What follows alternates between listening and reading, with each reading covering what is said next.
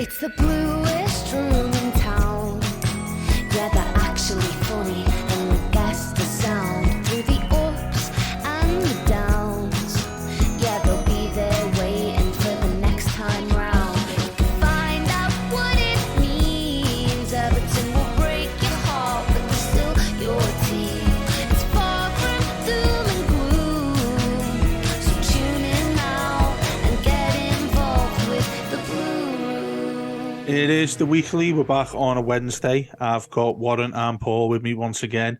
There's bagfuls of stuff to talk about, but I think we'll start this before give everyone a warning at the risk of a couple of people signing off. But the 10-point sting, I think we've hammered it. Everyone's hammered it for the last 2 weeks since it was found. Obviously, we know that there's an appeal and things going on Friday, so there's more to come about that undoubtedly. But there are a couple of things that we want to address. One of them is really positive for once, which seems like we haven't done anything like that in a long, long time, with Phil Jagielka retiring from playing football. We'll have some decent chat about him shortly. But the first thing, of course, it's not so much of a post-match that we do. It's more of an assessed view of what we've done.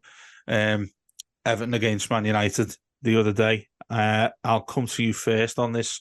And then we go, Warren, I'll go to you first, Paul, on this. Now, one of the things me and Matt spoke about on Monday's show was the mental side of things from the players, basically, because obviously it's white hot, the noise when everybody comes out. We had all the stickers of the Premier League on them and things like that.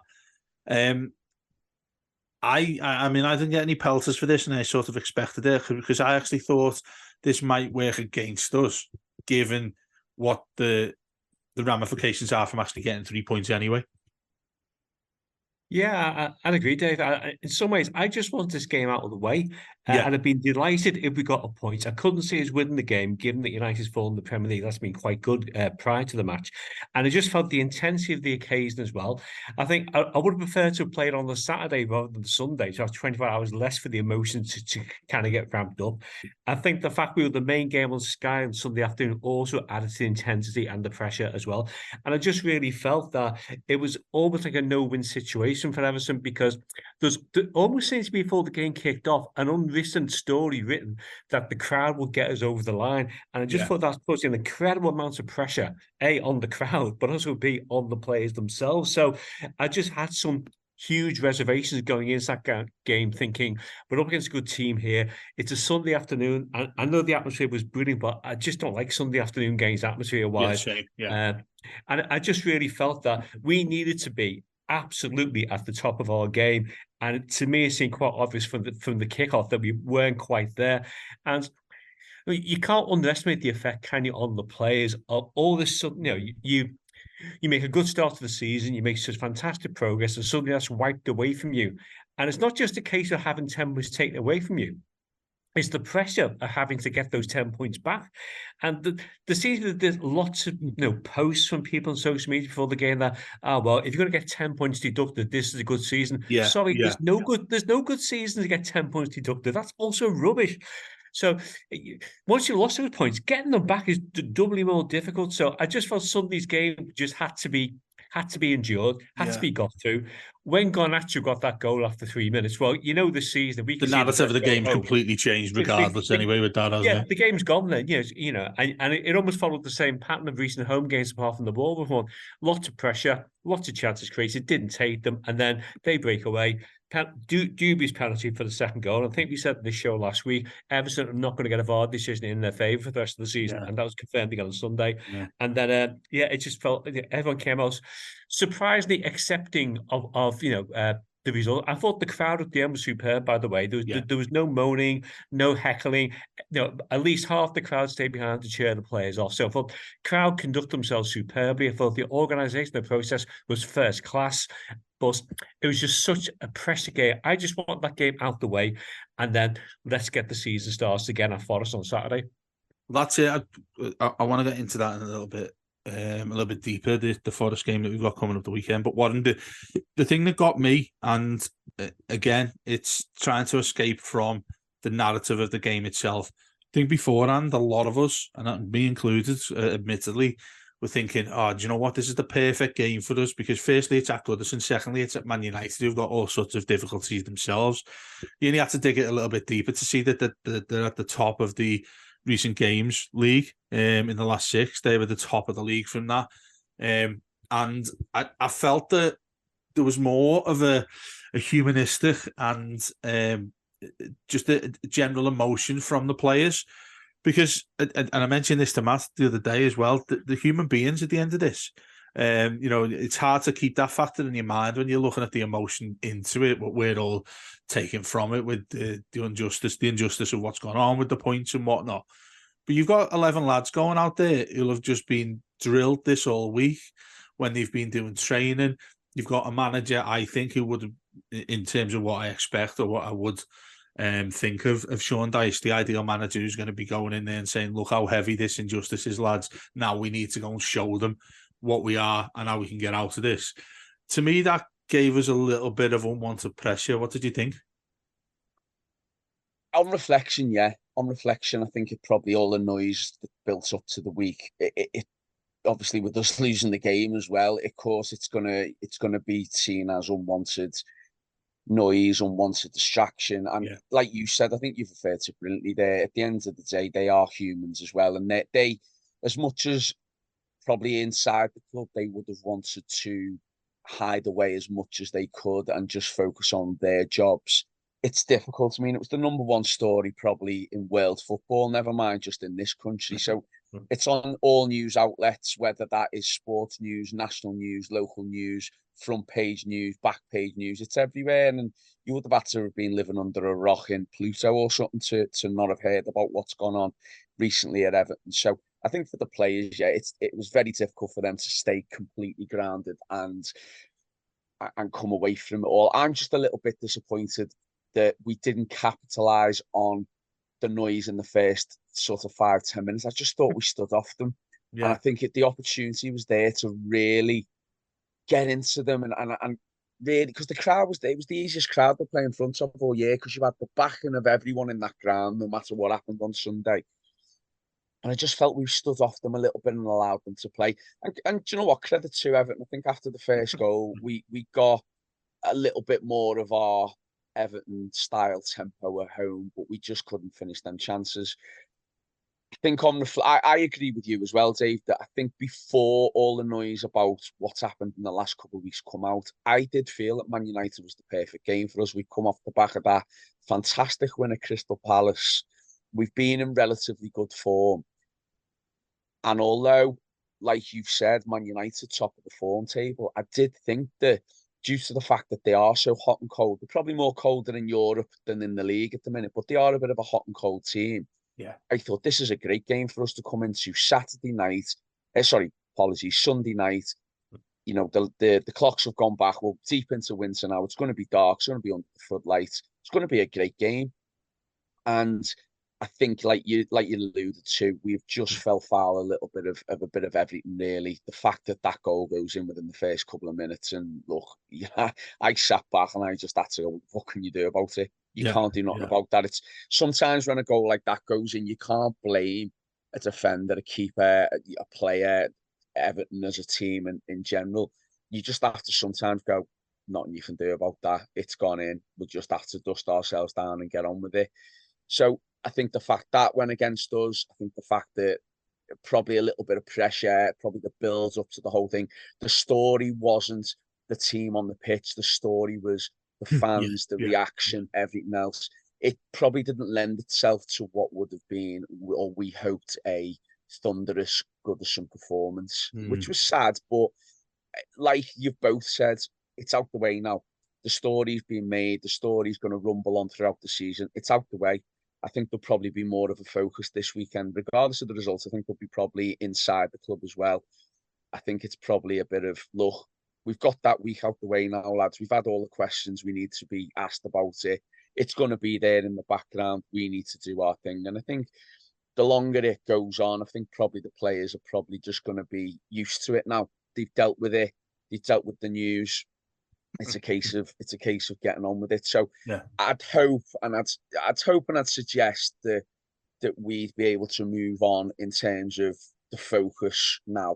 It's going to be away from more the 10 points. It's going to be more about what we need to do on the pitch. And I think for all the, we'll probably go into it more, and you've talked about it on post match, and there's probably more to talk about it throughout the season.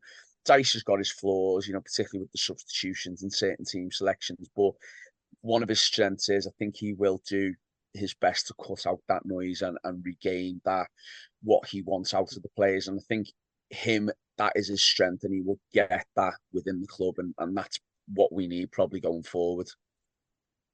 That's a really interesting point to go. What I was going to move into now with this, Paul, with Sean Dyche there, you lose that game on Sunday. The lads will have a day off, won't they, on the Monday, I would expect.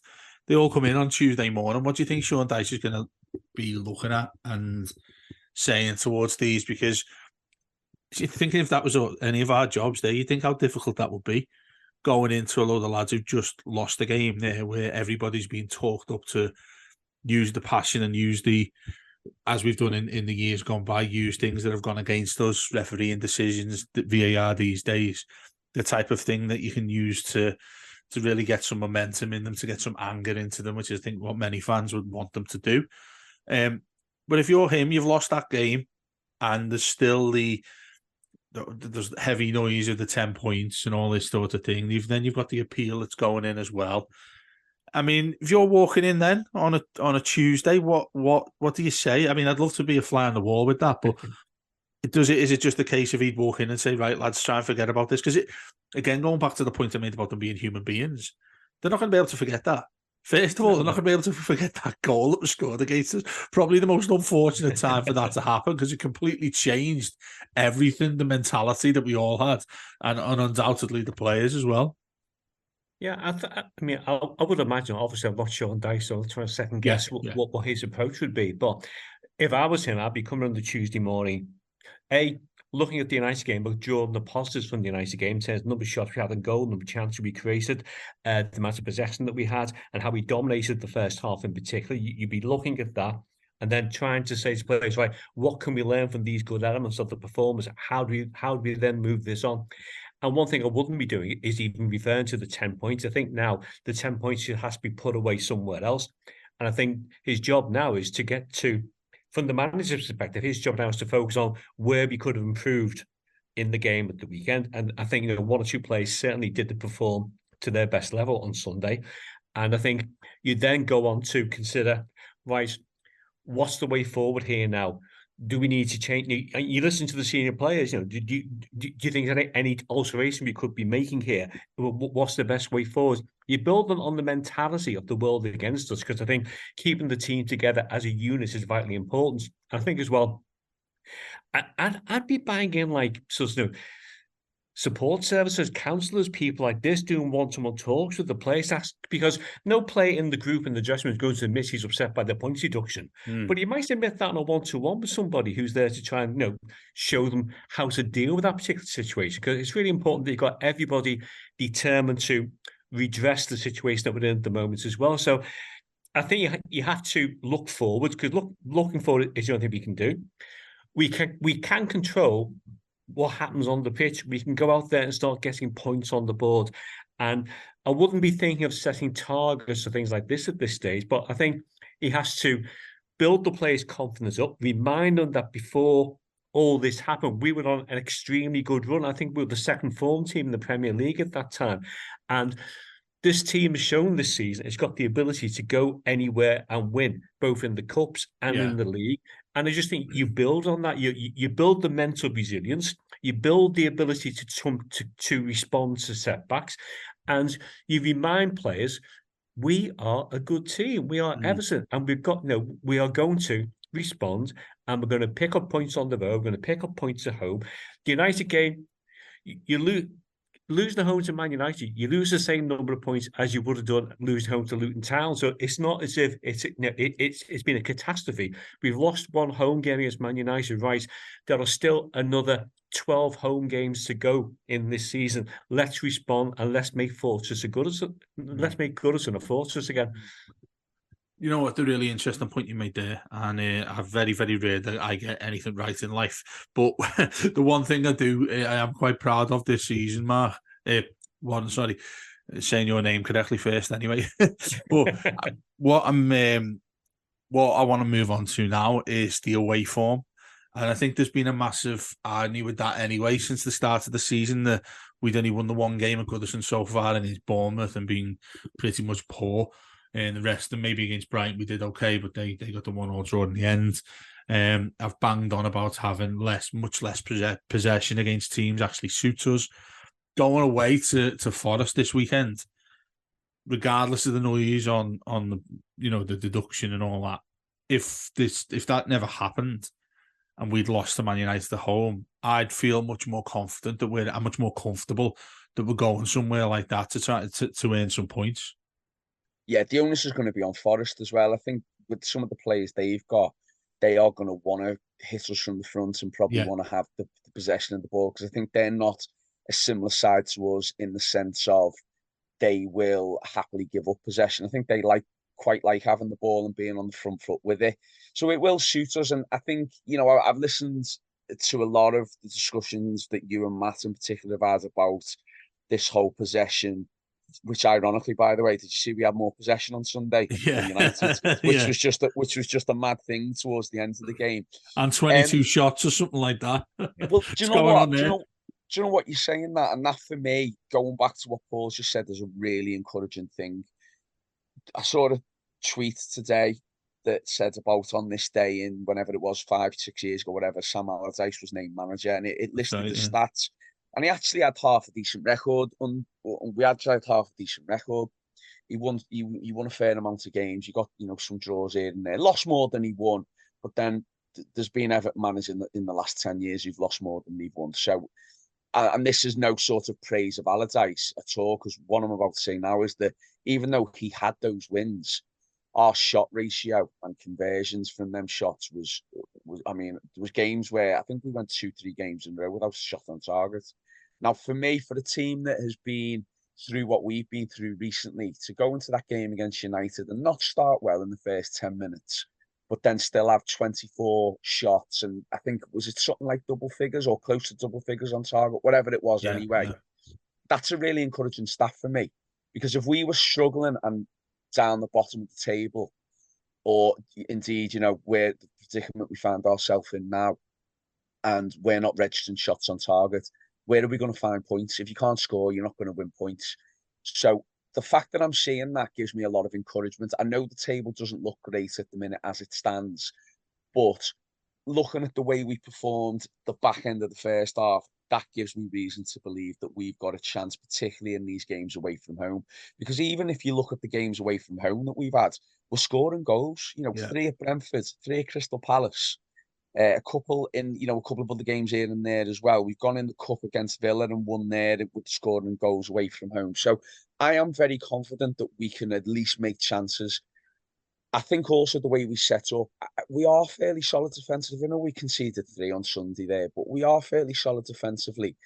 And I think that we will have opportunities in this game on Saturday evening.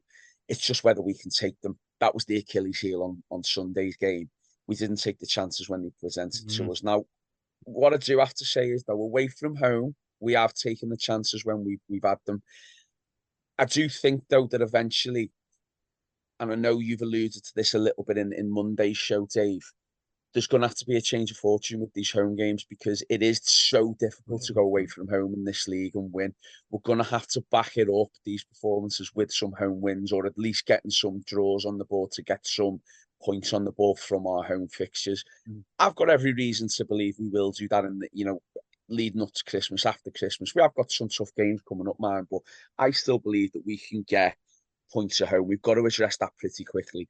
If we can supplement the away form that we've got currently with some home wins, then I've got no reason to believe that we'll be in any danger, even with the deduction.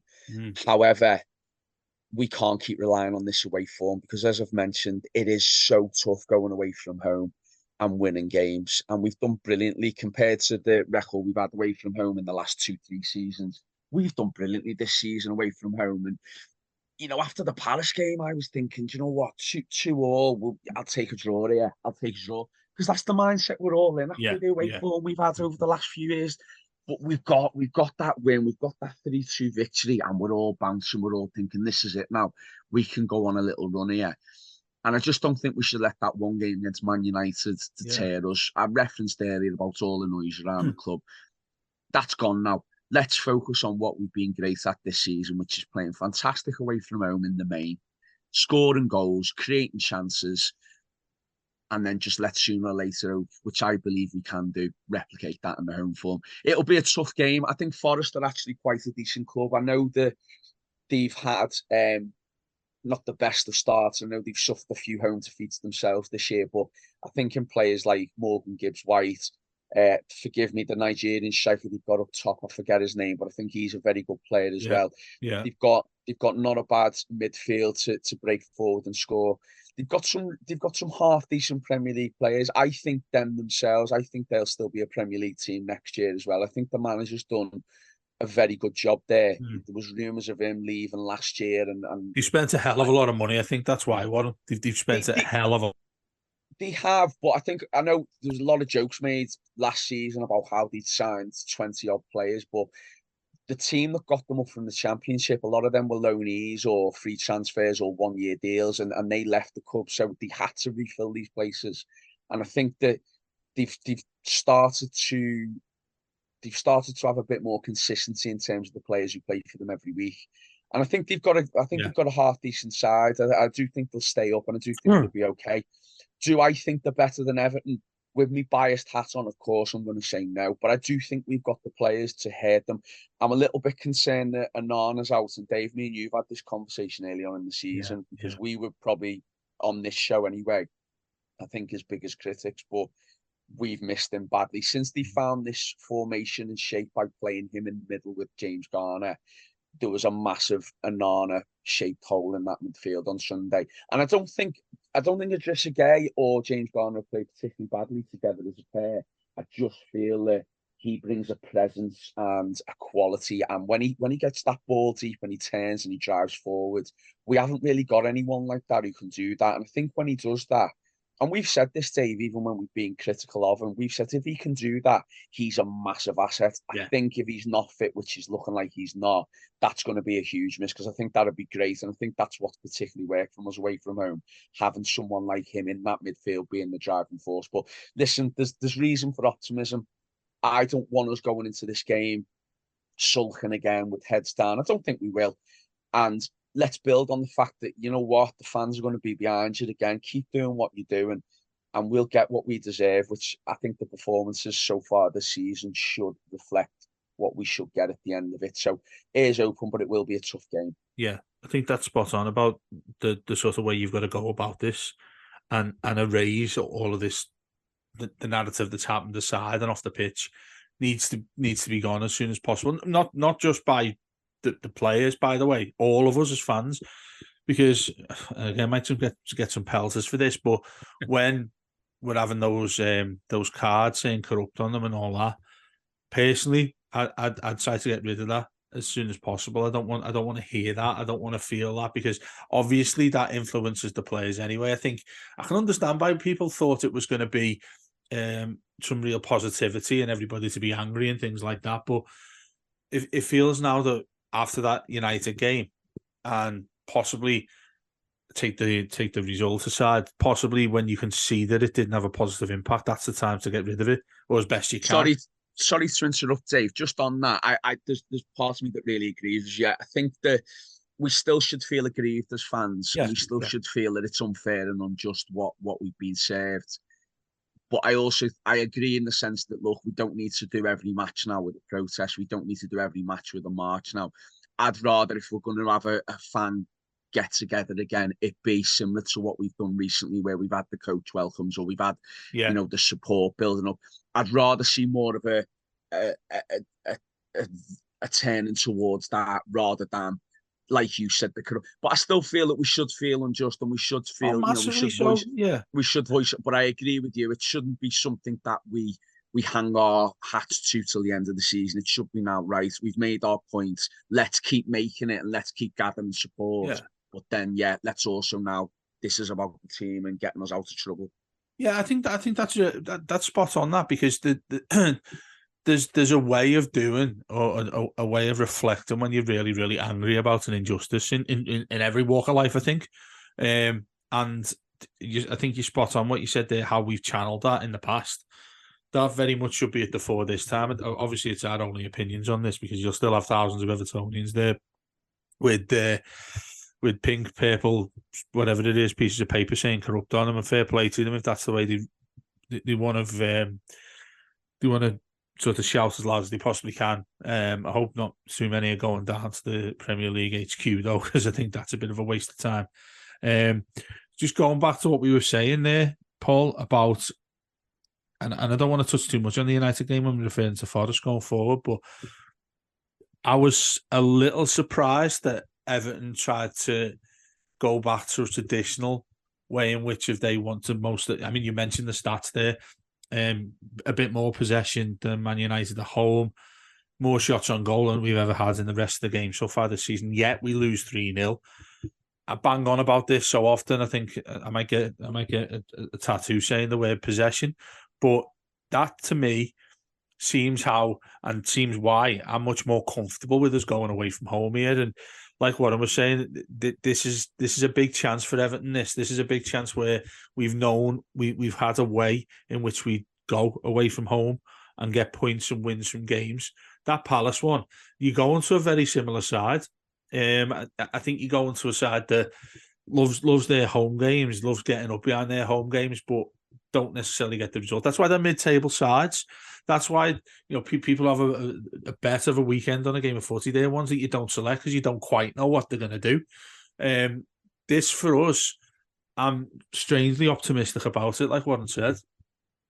Yeah, I'd agree. I mean, I think you have to remember before the game kicks off, we were above Forest before the points deduction. So the lead table is actually 14 them at the moment. And I'm sure that's what Dyche was saying in the dressing room. Look, we're above these in the real table. Ignore the points deduction one. We're a better team than these. I think we're playing Forest at an ideal time as well. I think Forest have won 1 out of the last 9 games. They've conceded 15 goals in the last 5 matches.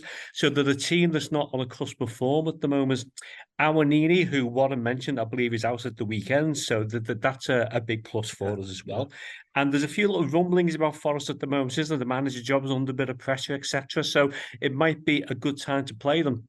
I agree with you that we go into it with the tactics that have been so successful with away at Palace, away at West Ham, away at Brentford. I agree with what Warren said as well, that Onana, if he's fit, get him back into the team, because although Ajusage and Garner work okay, Onana and Garner and James Garner work far better as a pair in midfield as well. So it'd be good if he's available for selection. But I think we have to take advantage of the condition that Forest find themselves in at the moment. So I think Cooper really does not want another defeat under his belt. It was the home form last season that kept them up. The home form's kind of stumbled a little bit at the moment. Our away form is probably the best it's been for at least 4 or 5 seasons. So I think we go into this match as favourites despite the league position. And I think it's an opportunity to bounce straight back from the Man United game. That's gone. Let's forget about that. Let's get a win on the board here at Forest. I think will help us as well. What I like about Forest's ground, I know the atmosphere isn't intimidating, but I love the fact that the away fans are behind the goal.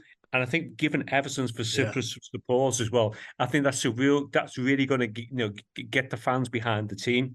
And as both you and Wadman mentioned there, no matter how poorly or how well the team might play for the rest of the season, one thing is certain: the fans will stick with the team because we need to support them all the way through.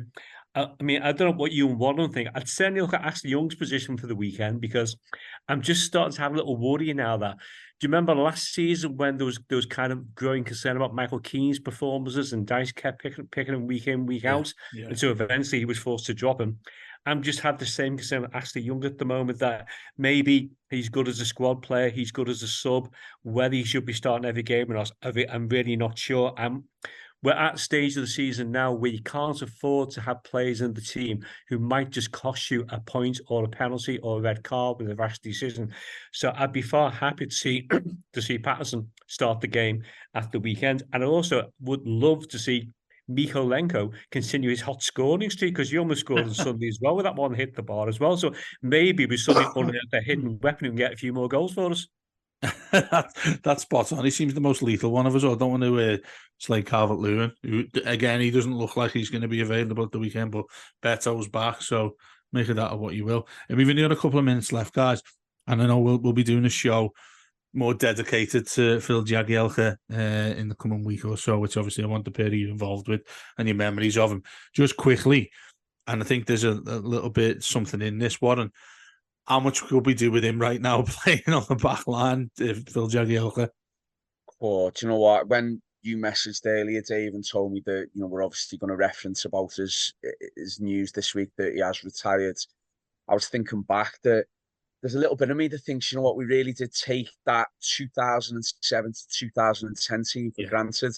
I know we didn't win much with it, and we should have done probably a lot better than we did, but he was just part of a team for me that was a really enjoyable Everton team. And probably if we'd have had the finances to back that team with another striker and maybe just another quality midfield player who could have just opened up, we could have really gone places and done, you know, some really great stuff. We just unfortunately at the time didn't have the materials to do that.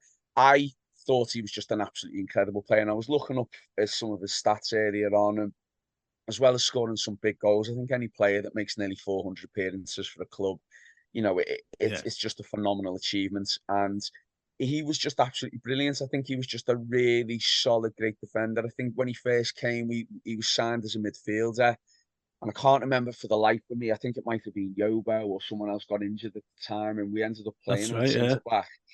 And it was a revelation. And it was, you know what, it really was, and it was a joy at that time to have a back four of Baines, Coleman or Hibbert, and then him and Lescott, Jagielka and Lescott. That was by far one of the best Everton teams we've had probably in the last 15, 20 years. And he, you know, rightly got some England call-ups and rightly made it and played for his country, rightly captained the team. And I think probably when we look back at the history of Everton defenders, I think what will go against him is the fact that probably, I'm loath to say these players who didn't win something for the team are viewed as not as good as players who did, because, you know, by that logic, Matt Jackson and Andy Hinchcliffe are Everton legends, you know, and I think Jagielka was a far better player than the pair of them. Spot on. But I also think as well that he probably will be viewed not as great as, you know, the likes of your Ratcliffes, your Dave Watsons, and going as far back as, you know, your Bones, and quite rightly so. I mean, they are true Everton legends, but I think Jagielka should be talked up in sort of the top bracket of top tier of Everton defenders, because he, for me, was just a very, very good defender, but also was a very intelligent defender as well. I mean, very rare can I think of a mistake that he made. And of course, all players do make mistakes, but his were few and far between. And I'm just so gutted that after him scoring that penalty in the semi-final of the FA Cup to send us to the final, that he got that unfortunate injury against Man City, where he done his ACL and he had to miss out on the final. And, you know, when you go into a final against Chelsea, who were the top team at the time, without the spine of our teams, if you remember, we had Arteta, who was playing it was in the form of his life. We had Jakubu missing with his Achilles injury, and Jagielka, that's the spine of our team gone. And who knows what would have happened if we'd have had them three on the day. But yeah, brilliant defender. Loved watching him play. I wish we had another one like him now. But, you know, what a great servant for Everton Football Club he was, and, you know, happy retirement to him. Spot on, mate. Paul, we've got 1 minute left because Warren absolutely adores Phil Jagielka. He hit it well. Go on, mate. You've got about 30 odd seconds. Tell us what you think about him. I know we're going to do another show on this anyway, so don't worry about it. Model professional. Wish I had someone like him in the team now. And my favourite memory of Phil Jagielka, which I think says everything about him, is that when David Moyes took over Man United, he showed Rio Ferdinand videos of Phil Jagielka defending, showing him how he could improve as a defender. You can't get a final accolade than that. Tell you what, mate, in 30 seconds there, Warren's obviously taken the full track of talking. You don't have to apologise, mate. I'm going to take that out and put it on social media anyway. What's that? I got carried away. Do you know what, mate? It's easy to do that these days, given the situation we're in, isn't it? So, would have been interesting. I don't mind Tarkovsky, but would have been interesting to see Jags next to Branthwaite, wouldn't it? Oh, probably wow, would have. Would have gone a little bit further. that would have been the Iron Curtain, given their Polish heritage as well. I would have, mate, yeah.